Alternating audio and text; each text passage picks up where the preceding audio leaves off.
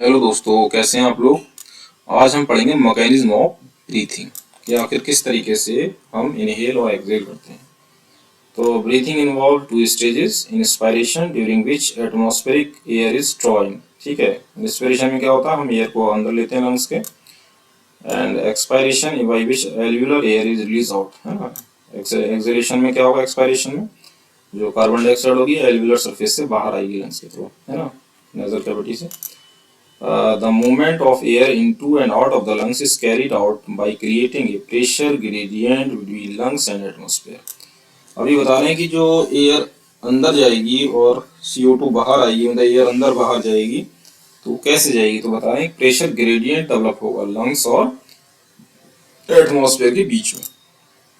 अब आइए इंस्पिरेशन के बारे में। Inspiration can occur if the pressure with in the lungs intrapulmonary pressure is lesser than the atmospheric pressure. There is a negative pressure in the lungs with respect to atmospheric pressure. यहाँ इन्होंने क्या बताया, inhalation कब होगा, inspiration तब होगा जब negative pressure lungs के अंदर होगा। क्या मतलब हुआ, एटमॉस्फेरिक जो लंग्स के अंदर प्रेशर जो होगा वो कम होगा और एटमॉस्फेयर के अंदर पार्शियल प्रेशर ऑक्सीजन का, जो भी गैस अंदर जा रही है, तो इनहेलेशन में तो ऑक्सीजन अंदर जाती है तो उसका पार्शियल प्रेशर बाहर ज्यादा होगा, लंग्स में कम होगा। इसी वजह से नेगेटिव प्रेशर लंग्स में होगा और एयर इनहेल हो जाएगी। अब आइए expression. Similarly expiration take place when intrapulmonary pressure is higher than the atmospheric pressure. ठीक है, इसमें उल्टा हो जाएगा। ठीक है, अंदर प्रेशर कम हो जाएगा तो क्या होगा, CO2 बाहर निकल, ये जो भी गैस बाहर निकल रही वो लंग से बाहर निकल जाएगी, यहाँ पे अंदर प्रेशर ज्यादा है। ठीक है, the diaphragm and specialised set of muscles, external and intercostal muscles between the ribs help in generation of such gradient.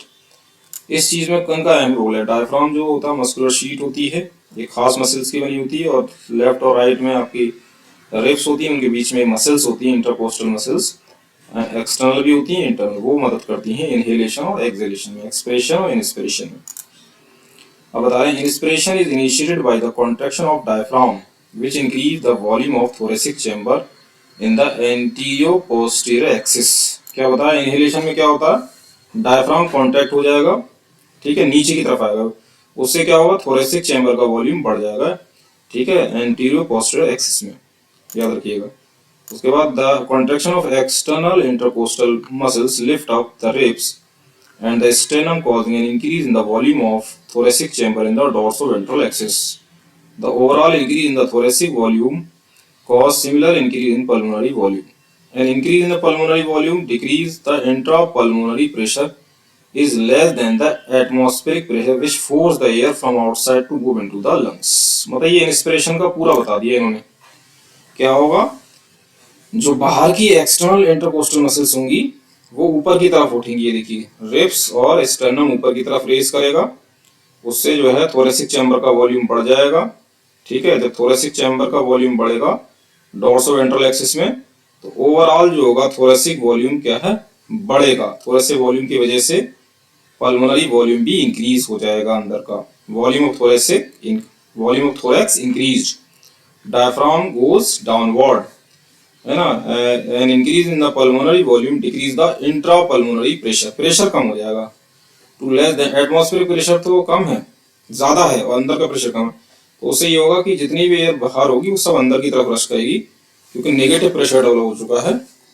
Understand, आगे आइए, ये तो इंस्पिरेशन का डिटेल बता दिया। Relaxation of the diaphragm and intercostal muscles return the diaphragm and sternum to their normal position, reduce the thoracic volume and thereby pulmonary volume. This lead to an increase in the intrapulmonary pressure to slightly above the atmospheric pressure, causing the expulsion of air from the lungs. ये expiration हो गया।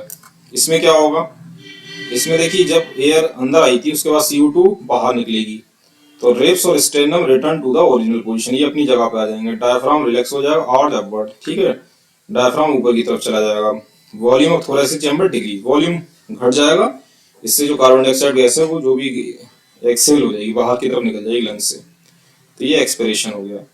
अब बता रहे हैं we have the ability to increase the strength of inspiration expression with the help of additional muscles in the abdomen. अब बता रहे हैं कि जो स्ट्रेंथ है, इनहेल कितना अंदर लेंगे कितना बाहर, इंस्पिरेशन एक्सप्रेशन, वो जो एब्डोमेन क्या बताते हैं, एब्डोमेन की जो मसल्स होती हैं उसमें वो रोल अदा करती हैं, एब्डोमिनल मसल्स।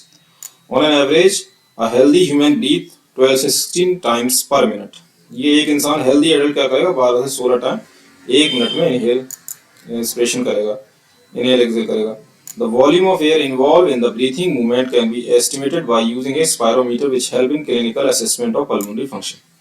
इसमें बता रहे हैं कि कितनी एयर जो है ब्रीथिंग मूवमेंट को हम कैसे एस्टिमेट करेंगे, इसका पल्मोनरी फंक्शन सही है, तो वो स्पायरोमीटर एक डिवाइस होता है जिससे पता करते हैं। तो it is all about the mechanism of breathing, how the air inhale and exhale, all the process mechanism detail में इसको समझा दिया गया है। समझिए इसमें कैसे वॉल्यूम बढ़ रहा है, कैसे कट रहा है। It is all about mechanism of breathing. मिलते हैं नेक्स्ट वीडियो में। Keep watching, sharing and subscribe my channel.